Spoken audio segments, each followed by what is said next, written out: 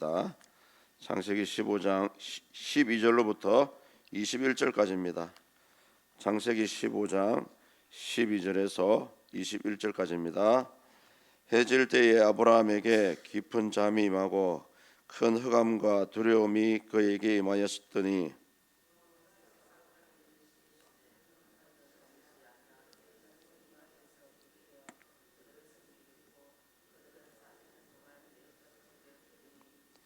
그들이 섬기는 나라를 내가 징벌할지며 그 후에 내 자손이 큰 재물을 이끌고 나오리라.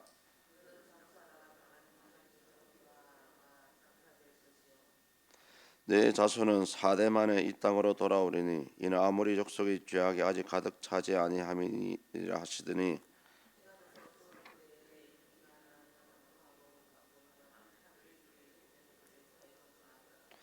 그날에 여호와께서 아브라함과 더불어 언약을 세워 이르시되 내가 이 땅을 애굽 강에서부터 그 큰 강 유브라데까지 내 자손에게 주노니 헷 족속과 버리스 족속과 러바 족속과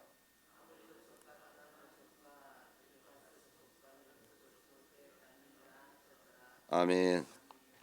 어제에 이어서 이제 헷불 언약이 실질적으로 체결되고 있는 그런 내용들을 설명해 주고 있습니다.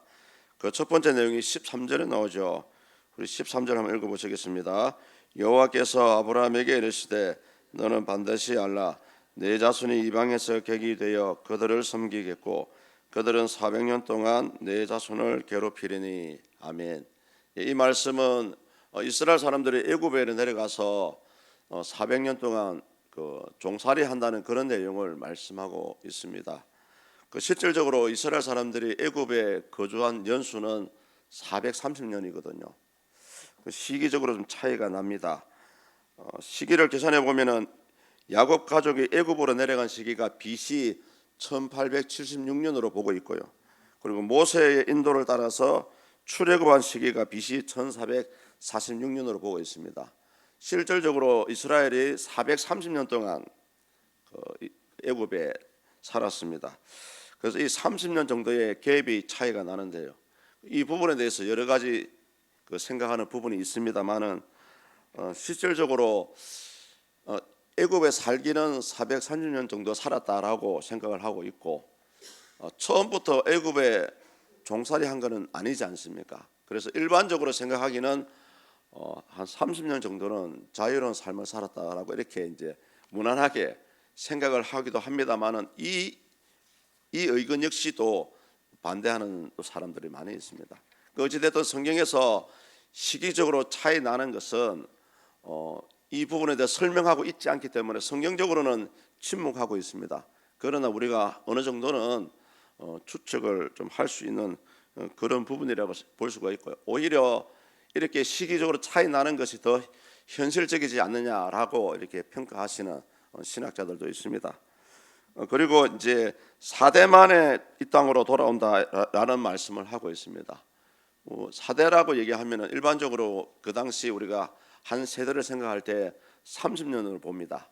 어린아이가 태어나서 어른이 되어서 아이를 낳을 수 있는 기간이 한 30년 정도 되거든요.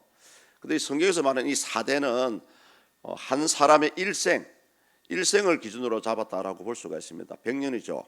그래서 이 400년이라는 의미가 이 4대 안에 들어가 있다라고 볼 수가 있고요. 이제 가장 문제가 되는 부분이 뭐냐 하면은 왜 하나님은 이스라엘 사람들을 종살이하게 하셨을까라는 이 부분입니다.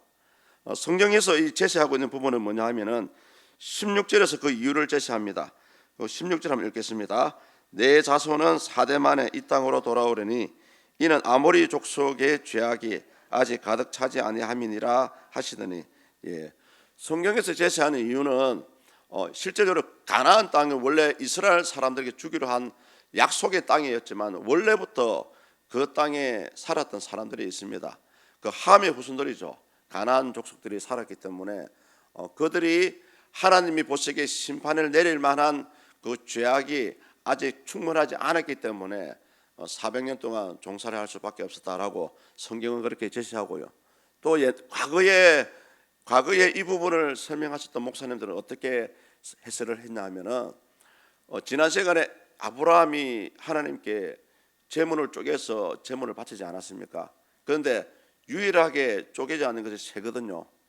그 이제 레위기 보면은 쇠는 쪼개지 않아도 된다고 나와 있습니다만은 일부 신학자들은 아브라함이 하나님께 그 예물을 드릴 때에 실수를 하지 않았나라고 보고 있고요. 또 한 가지는 뭐냐면은 실수를 했기 때문에 솔개가 와서 그 제물이 하나님께 연락되지 못하도록 솔개가 내려왔지 않습니까? 그 솔개는 사탄을 상징하거든요. 그런 이유 때문에 이스라엘이 400년간 종살이 하게 되었다라고 이렇게 생각하시는 분들도 있습니다. 두 번째 이제 약속의 부분이 이제 18절에 나오는데요. 이제 처음으로 이스라엘 사람들에게 가나안 땅의 경계를 말씀해 주는, 또 정해 주시는 그런 부분입니다. 18절입니다. 그날에 여호와께서 아브라함과 더불어 언약을 세워 이르시되 내가 이 땅을 애굽 강에서부터 그 큰 강 유브라데까지 내 자손에게 주노니. 아멘. 예. 하나님께서 처음으로 이스라엘 사람들에게 주실 땅의 경계선을 정해 주시는 그런 부분입니다. 우리 지도를 잠시 한번 보겠습니다. 지도. 예. 요 빨간 분홍색으로 색칠해져 있는 부분이 있죠. 이 부분이 하나님께서 허락하신 부분입니다. 아래 부분을 보시면 애굽 쪽에 애굽 시내까지 나와 있고요. 저 위에 끝 부분이 이제 유브라데 강 경계선이거든요. 그런데 이제 하나님께서 이런 경계를 약속을 하셨지만은 실질적으로 이스라엘 사람들이 이 땅을 요 약속대로 성취가 된 기간은 두 명의 왕 시대뿐입니다.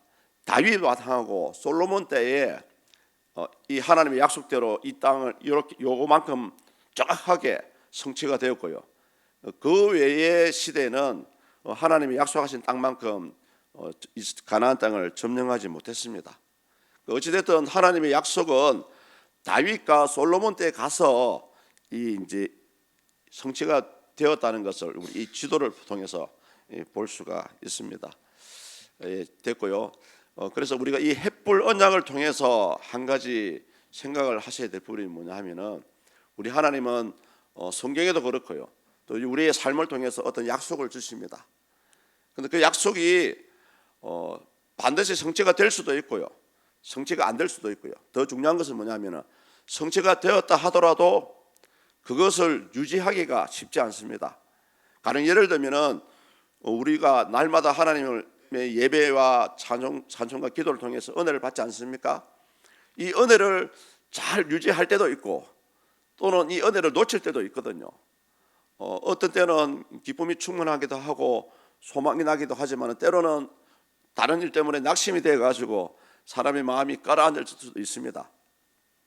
그 중요한 것은 뭐냐, 우리가 하나님의 약속을 받고 그 약속이 성취된 것도 중요하지만은 그 은혜를 받은 은혜를 유지하는 것이 더 중요하다는 사실을 우리가 이 햇불 언약을 통해서 볼 수가 있습니다. 사람은 살아가면서 생체 리듬이 있다고 합니다. 그래서 항상 그 생체 리듬의 모양이 요렇대요. 올라갔다 내려왔다 올라갔다 내려왔다. 그런데 우리 신앙의 생체 리듬도 아주 유사합니다. 그래서 가장 현명하신 우리 신앙의 모습, 가장 하나님을 잘 섬기는 자세의 모습은 뭐냐 하면은 이 은혜를 까먹지 않고 유지하는 사람이 가장 현명한 사람이고요, 가장 잘하는 방법은 뭐냐, 하나님과의 교제를 날마다 이어가는 사람입니다. 우리가 삶에 바빠서 새벽 기도를 못 나올 수도 있습니다. 또 여러 가지 일 때문에 기도 생활을 못할 때도 있어요. 그렇지만 여러분이 있는 자리에서 그 가운데서도 하나님을 찾으면은 우리 사람은 충분히 늘 하나님과 날마다 교제의 삶을 살 수가 있고요. 창세기 나오는 에녹과 같이 300년간 하나님과 동행하였다라는 그런 말씀이 나오지 않습니까? 날마다 이 교제를 이어가는 것이 하나님과 동행하는 삶이지 않을까라고 생각이 되어집니다. 성도님들, 오늘 아침에도 변함없이 하나님과 깊은 교제의 시간을 가지시고, 또 여러분의 마음이 어떻든 간에 기분이 좋을 때도 있고 나쁠 때도 있겠지만은 오히려 기분이 나쁘고 삶이 힘들고 어려울수록 하나님을 가까이 하는 것이 우리에게 복입니다. 왜냐하면 그러한 가운데서도 하나님의 인도하심이 있다고 생각이 되어집니다. 성도님들, 혹시 낙심이 되거나 또 여러 가지 일 때문에 고민이 되셔도 변함없이 하나님을 가까이 하시고요, 또 날마다 하나님과의 교제의 삶을 살아갈 수 있기를 주 예수 이름으로 축복합니다. 네, 기도하시겠습니다. 하나님 아버지, 오늘 본문은 햇불 언약을 통해서 아브라함과 그 후손들에게 되어질 일을 말씀합니다. 하나님의 그 축복하신 가운데 있지만은 이스라엘 백성들이 400년 동안 애굽에서 종살이 하실 것을 명령을 하셨고요, 또 이제 처음으로 가나안 땅을 점령할 수 있는 애굽 시내에서 큰 강 유브라데까지의 그런 경계를 정해주시는 그런 장면을 봅니다. 이런 하나님의 약속하신 가운데서도 우리 사람은 범죄한 죄인들이기 때문에 그 은혜를 날마다 유지하지 못하기도 하고, 또 하나님과 동행하는 삶을 살지 못할 때도 있습니다. 하나님, 이 아침에 변함없이 주님을 바라보게 하시고 주님에 의지할 수 있는 우리 마음과 우리 삶이 될 수 있기를 축복합니다. 주여, 우리 마음 한 번 한 번의 마음을 붙잡아 주셔서 세상의 여러 가지 환경 가운데 흔들리지 않게 하시고 변함없이 주님만 붙들고 살아갈 수 있는 우리 모든 성도님들 될 수 있도록 역사하여 주시옵소서. 주님, 오늘도 변함없이 우리 서문의 공동체를 위해서 기도합니다. 세워준 사자 목사님 은혜 가운데 은퇴할 수 있도록 그런 시간과 기회를 허락하여 주시고 영역이 회복될 수 있는 은혜를 주님 베풀어 주시옵소서. 또 온 교회가 새로운 후임 목사님을 위해서 기도하는 가운데 있습니다.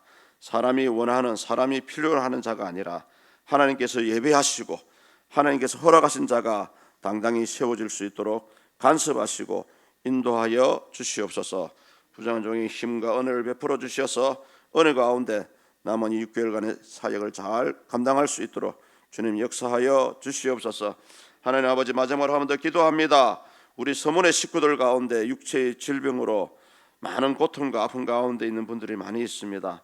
하나님, 한 번 기억해 주셔서 하나님의 귀하신 은혜로 그들이 회복되고 치유될 수 있도록 역사하여 주시옵소서. 감사합니다. 예수 그리스도 이름으로 기도드립니다. 아멘.